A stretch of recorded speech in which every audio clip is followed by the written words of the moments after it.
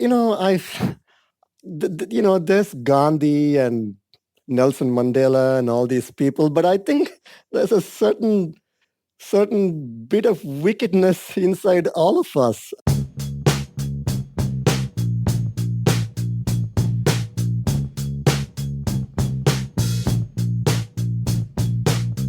Welcome to Story District Presents, the podcast for people who love live storytelling.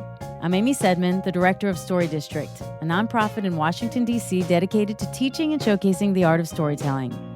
In each episode, we bring you a story from one of our shows. Then we meet with a storyteller to find out more about what it takes to tell a great story. This season is all about the 7 deadly sins. And today we bring you a story by Ashok Ramasubramanian about the sin of greed. Ashok told this story at Story District's 20th anniversary show. Here's Ashok.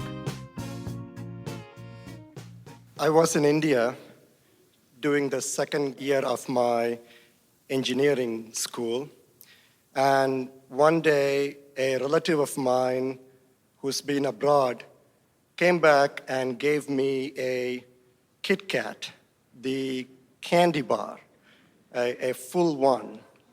And he said to me, "This is Kit Kat. They eat it in America, and it's amazing. You should have it." And I had a roommate at the time, and custom dictates that you wait until the roommate gets home, and you share it, enjoy it together, and all that. But it just looked awesome. It was right in front of me, and I thought, I'm going to eat a tiny bit. And there's still a lot to share with my roommate. So I opened up the Kit Kat and I took a tiny bite. And it was amazing. And I've never tasted anything like that. And I said, okay, I'm going to eat one more bite. There's still a lot to share with my roommate. I mean, you know where this is going. There is... Pretty soon, all I am left with is a tiny piece of Kit Kat. And at this point, some kind of twisted logic seized me. I mean, what is the point of sharing now? I have to explain to the dude, dude, I had a full bar, and I ate most of it, only this much left. No. The safe thing to do is to finish that off and eat the whole thing and end it. And that's exactly what I did. I ate the whole thing. And about 2 hours later, my roommate shows up. And for some reason, this guy is clearly delighted. He's so happy. And in his hands is a paper napkin. It's folded up. And he opens up the paper napkin, and inside, incredulously, there is about an inch-long piece of Kit Kat. And he looks at me and he says, "This is Kit Kat. And they eat it in America. And it's supposed to be amazing." And he wanted to share this with me. And unlike me, who had wealthy relatives abroad, like a friend of a friend or somebody had given him this tiny piece, and his eyes were sparkling with the joy of giving. And my own eyes were more confused than anything else. I just stood there, and he proceeded to take a ruler. This is engineering school. There's rulers all over the place. So he took the sharp edge of the ruler, and he cut his tiny Kit Kat into 2 pieces. And he offered me one. I ate it. It is simply too complex to do anything else. But looking back, I found the whole episode confusing and honestly a little troubling. But it did teach me that there's a different world out there, not the rat race, dog-eat-dog world that most of us live in, but a different world where people share their Kit Kats. Thank you.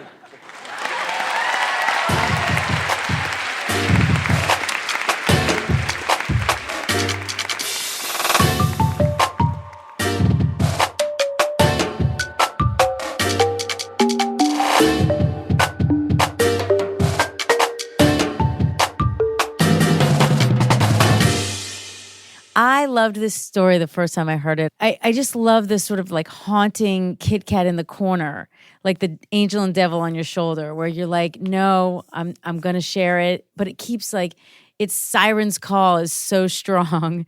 Yeah, it's a little, let's use the word seductive. The level of sugar content and precise and wonderful mix of sugar with chocolate and the wafer business. I've never been exposed to anything like that in 21 years.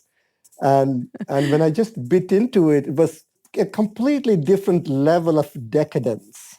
To go back to your words, the angel and the devil, like the angel was just suppressed, just like, okay, this is just too good. And to hell with sharing. And I think it works because we all identify with it. Like, you're the bad guy in this story in a lot of ways, but we're all sitting there being I'm totally the bad guy. I'm totally the bad guy. Okay, so this has been my burning question. What are the odds? Was it Kit Kat Day? Was someone on campus just passing out Kit Kats? How did he get a Kit Kat the very same day you did? Yeah, it's one of the questions that I'm surprised that people don't ask me. Like these days, the Indian economy is more open, but when I was there and when the story happened, it was a very protectionist society. So it is not possible for Kit Kat to come into the country. Occasionally, somebody would bring like a huge supply of it into the country. All of a sudden, there is a bulk of stuff that would be otherwise prohibited under the normal rules. And then like 2 days later, it would all be gone. And my guess, and this is only an educated guess, like my family friend who had contacts was able to obtain a nice full bar for me. And then with a trickle-down economy, a small piece ended up in the hands of my roommate. Right. I love that this is the contraband, that you have the connections Yeah. and it's the Kit Kat black market.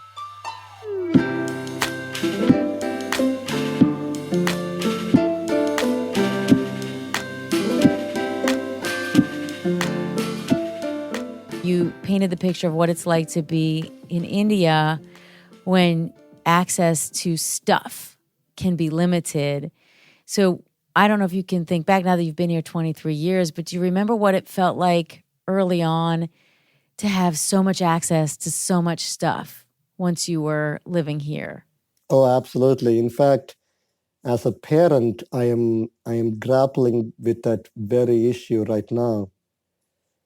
I remember when I was a kid and when my dad was still around, he had gotten a box of colored pencils for me, and he would give the pencils to me two at a time, two colors at a time, and then I would draw and color and whatnot, and then we would keep sharpening the pencils once it became really blunt, and we'd throw them away only when it is literally too small to hold with your fingers. And we were constantly aware of the scarcity of things, scarcity of food, scarcity of water. And, I have two children right now. And when I walk around the house, I see these colored pencils just lying around. They draw and then they just toss them. And such things are unfathomable to an immigrant coming from India. So it is very difficult for me to convey to them how precious it is, how few people in the world have access to these things. They can't just throw them around. They can't just buy them repeatedly just because they can. It's an uphill task, I'm telling you. I bet. And there's just so much. How do you instill that sense of, I don't know, awareness and respect? That must be challenging. Yeah.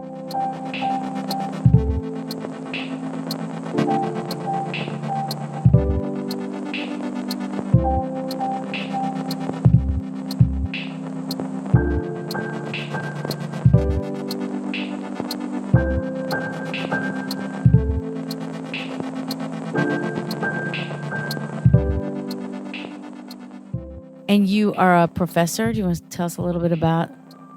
Yeah, I'm a professor of mechanical engineering. I've always wanted to be a professor. My dad was a professor before he died, so it's always had a special connection to me that I wanted to have this job. I lost my father when I was 7 years old, and I had to support my mother from a pretty young age. I've heard tales that immigrants go to the United States and they are successful there. So kind of had a one-track mind that like everything else can wait. I need to get to the United States. So once I came to this country and I enrolled in graduate school and all that, that's really when I started asking questions like, well, let's see what is outside of studying and studies and academics. What else is out there? That's a nice balance that you have your both sides of your brain. You get to do your work, and then you come and have your storytelling fix, your creative Storytelling fix. is my one connection to the art world. I'm terrible with musical instruments. I cannot dance. I cannot do any kind of painting or sculpture or anything like that. And so I'm very, very proud of my storytelling. We have a local arts festival. It's called the Flurry Festival, and I run a workshop there. But when I go to the workshop, they give me a special, not an ID card, the thing that you hang around your necks that has your name on it. Um, it says performer on it. And there are real artists in that thing, like people who can really do music and really do shape note singing and whatnot. and I get to be with them with a badge that says performer on it. I'm incredibly proud of that. Thank you so much, Ashok. Really enjoy your stories and really enjoyed having this conversation with you today. And I look forward to more. Oh, no problem. Thank you for putting me on the podcast.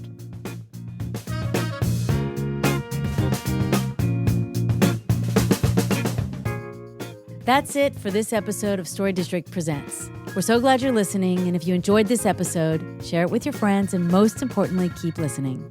To get tickets to a show, sign up for a class, pitch a story of your own, or hire our consulting team, visit storydistrict.org. And once again, we're raising money for Season 3.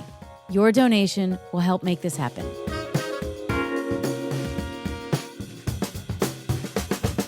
Our show is produced by Lizzie Peabody, Ronald Young Jr., Ilana Nevins, Nick Hill, Tim St. Clair, and Jackson Bierfeldt. And special thanks to Ashok Ramasubramanian for joining us in the studio. I'm Amy Sedman, and this is Story District Presents. We'll see you next time.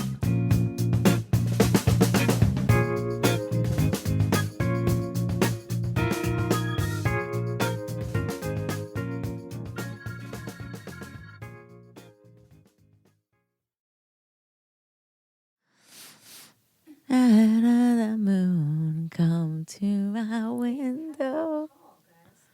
We just did this. Help. I'll be home soon. Panicking. Don't panic.